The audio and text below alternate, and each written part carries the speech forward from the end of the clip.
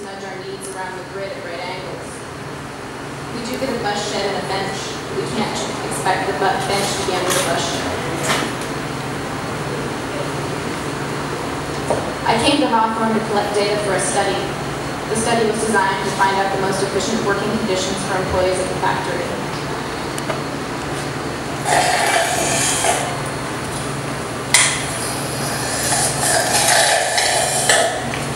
Our tomorrow would be a productive one. But in the fuzzy pre-dawn of that today, I found myself surrounded by a stagnant series of surfaces. And they were singing, I am where I am, where I am, where I am, where I am, where I am. Soon employees will gather, soon Nelson will open the gates. Soon the harsh dawn shards will be pale as still. I don't even know who you are yet, or how much I'm going to love you.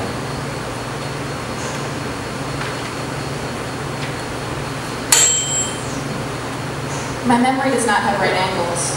When I interviewed for the job, I must have told them that it did, and it hasn't been a problem until now. Early each morning, the 14 subjects of my study, 9 W's, 3 S's, 2 I's, travel to work. They come from one of the apartment complexes 6 miles to the east. Hawthorne sends a bunch of buses. Buses for them and the 20,000 others like them. All seats face the front. The route is a straight shot with no turns. In fact, lit by dawn and pendant, they all retreat into their yesterdays before they start their todays. In my research process, I have gone along for their rides several times. I've noted that they all try to take the window seats on the left side of the bus so that they can watch the other drivers go past the highway in the other directions. These caricatures are sharp in summer, squinting sour lemons at the sun in their faces. In winter, they're goblin goofy, lit red in taillights. The only window in the bank winery room faces west. It's about as big as a bus window, and they all want to sit by it too. In the best of summer, they know it's time to go home when the window frames the sun. In the winter, they use the clock. It's all in my report.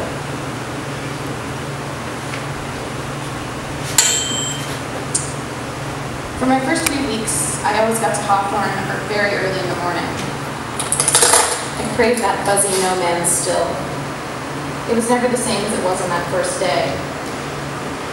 Knowing the other workers would be along soon, I developed this anxiety about how I would compose myself on the bench space. I would establish and reestablish proportions, fretting for a position that would maximize my personal space without appearing greedy.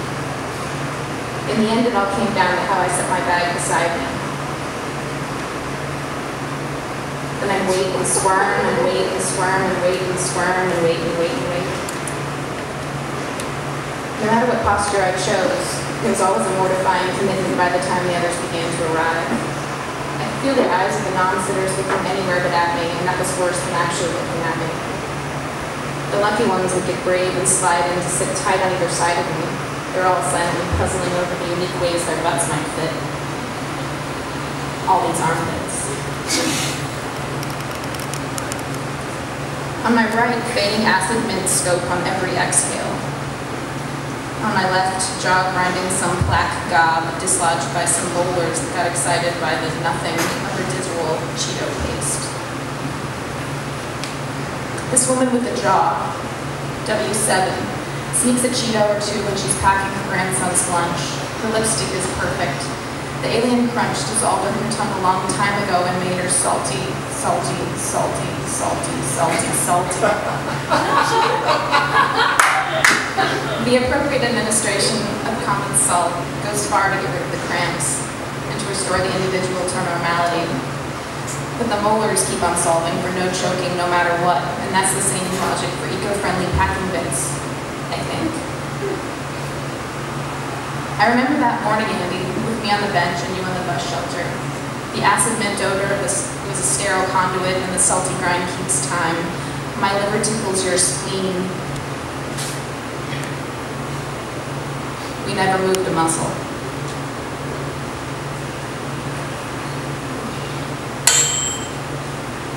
Nelson guards the gate at Hawthorne. He loves the winter months because it's still dark when he opens the gates to let the employees in and start the day. It's dark outside his garden stand, and it's light inside. You can't see everybody who gathered, everybody looking at him from the bench, everybody waiting for him to let them into work. And they are looking. He's dissolving fluorescent.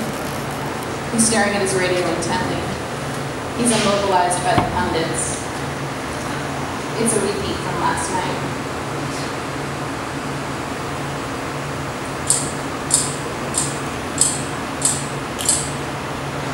Nelson cannot and will not open the gate until 7:15 a.m. no matter what. Once Nelson opened the gate at 7:12 when somebody died. Officially, Andy died because it takes the floor 26 minutes to dry after that guy, the night janitor, mops it. Floors are that guy's last task before he leaves for the day. That guy waits 22 minutes and then spends the last 4 minutes collecting wet floor signs. They're wooden ones painted yellow. And these are the last 4 minutes before everybody comes into work. Once all the workers are in there, it's really easy to forget the signs because they get mixed up in all the people. Hawthorne blamed that guy for the accident and not Nelson. I don't sleep anymore, and I don't think anybody else sleeps either.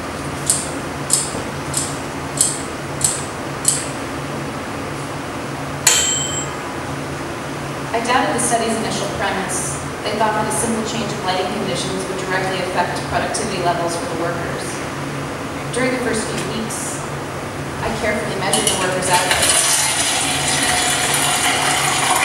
Sure enough, round one of the study proved that when it comes to fluorescent lighting, people are not the same as plants.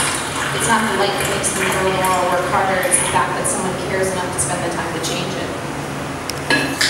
In round two, we abandoned hypotheses and decided to evaluate the whole mess of human relations and productivity all at once. The workers started to trust me more. I was asking them lots of questions about themselves and the particular details of their work days. I rated all the answers on a scale of 1 to 4.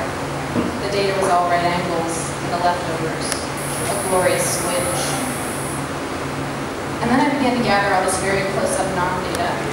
W6 asked me if I'd ever been in love. W3 admitted that her son was abusing the family dog. I1 took long pauses before he answered my questions. His blue eyes were just blocked with mine and I could feel the answers. It was some radical melancholy, viscous as tar. And so I brought you some coffee, Andy, and check boxes 443424. You were an outlier. You never told me about the tattoo and I never saw it straight. I knew it was there because I felt it glowing through your shirt when I leaned over your shoulder.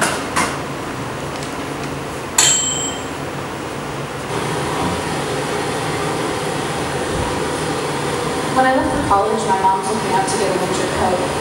She said it had to have a good hood and be long enough to cover my bottom.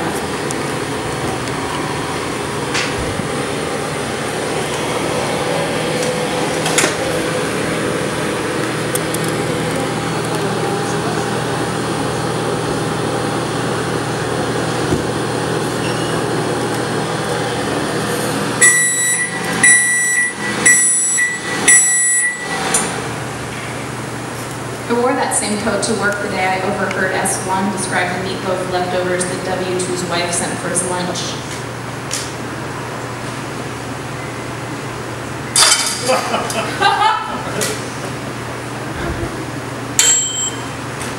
One winter day I arrived at the bus stop early, and I swear that stupid bench was a teeter-totter.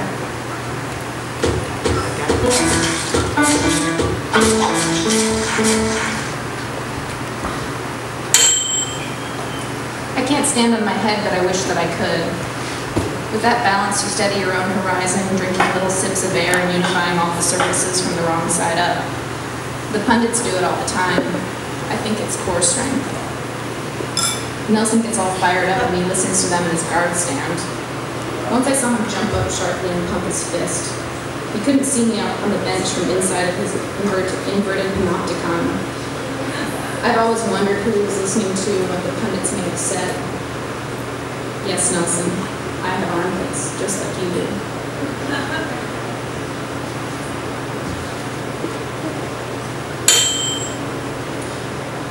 There are 14 subjects in all. 9 wires, 3 soldiers, and 2 inspectors in my study. They all wear the same uniforms, and the uniforms fade incrementally with many washings, so the loyalties to Hawthorne show in the hues of the blues. Ever since the study started, I meet them in the room every day watching them, and like I said, it took a long time for them to get used to me. W2, W5, W6, S2, and I3 do not have friends, and they're not friends with each other, and this does not bother them. If I had to assign them lonely instruments, W2 would be a tambourine. He wipes his sniffles with the back of his hand and doesn't believe in Jesus, Cheetos. W5 would be a trumpet. He mutters grumpy smoker breath and flushes pennies down the toilet so we can blame the stoppage on S1. W6 would be a fiddle. He's lively in spurts, but generally not so outgoing. W2 would be a violin, nice enough, but speaks very slowly and with high diction. I3 pats his head on his knee to keep his own time. This atonal quintet lays the soundtrack for other friendships. S1 and W7 reach across the cliffs to be friends with each other. They bonded over a tragedy that had to do with meatloaf and pennies. W8 and W9 are just friends, nothing special. W7 and S3 are friends with W8 and W9, but they're not friends with each other. W1, W4, W3, and S1 are all friends with each other. Their uniforms are some shade of pale blue. W3 is the palest, elbows spread bare. Recently, W3 befriended I1, a crisp new blue. But the rest of the group is not ready to replace Andy yet. No more of his blue eyes for me, and no more of his blue eyes for any of us. After he slipped, I sent his wife and children my regrets. You always said that no one was really wearing blue at all.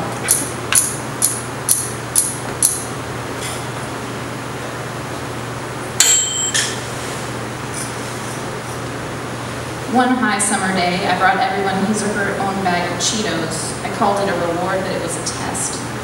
I would be watching closely for a number of criteria. It was 2:45 p.m. The bottom of the sun was starting to frame up in the window. The need for salt to fix their cramps trumped their need to socialize. They sat there munching, dissolving neon eco-friendly packing bits, molders writing in expectation. S1 sat up at the start, holding a special Cheeto between his thumb and forefinger. "It's a Jesus," he said. "Just like that one on the news, see?" "No." Some affirmations and some Snickers. It's all in my report.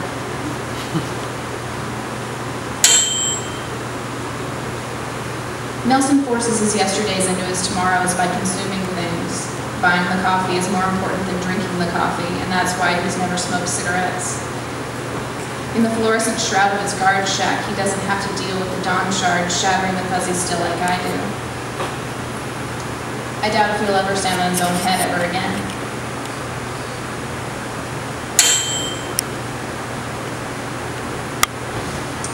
The bus drivers used to notice that they had to pull the wheel harder than normal to change lanes to the right. If their memories have right angles, I bet that they're now 14 degrees off center.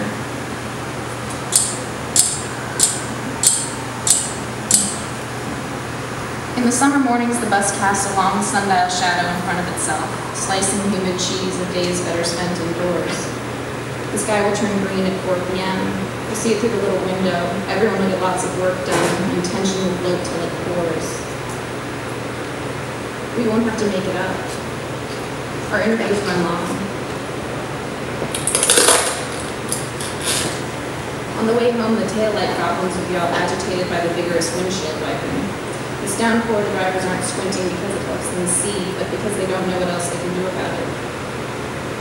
The pundits are broadcasting live.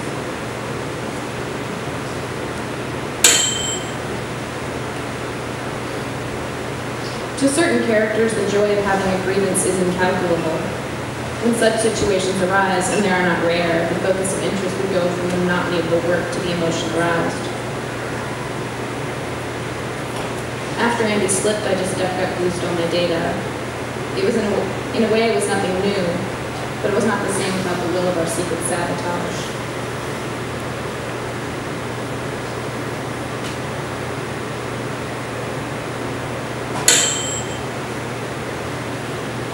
You held out your melancholy in a styrofoam cup. You turned it upside down and looked at me straight in the face. It did not drop, but it threatened to.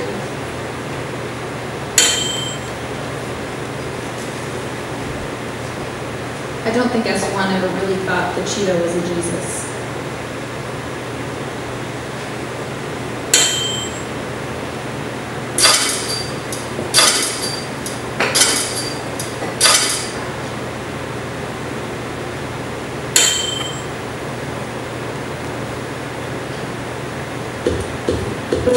Inorganic processes, says Henderson, cause and effect analysis leads in general to erroneous conclusions. The only alternative is mutual dependence analysis, which is, in general, impossible without the use of mathematics. He goes on to explain that living organisms are best conceived of as molecular variables in equilibrium with each other in such a fashion that any change in any one will induce changes throughout the entire organization. Biological experiments accordingly do not simply change factors A while leaving factors B, C, D, and N constant, for this is impossible. If factors B, C, D are put under constraint in the balance system, the constraint will affect A also.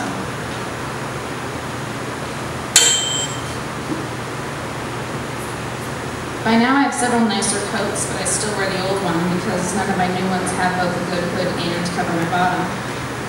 On winter mornings when I wear it, I don't need the shelter, and I don't need to worry about freezing my ass off on the cold metal bench.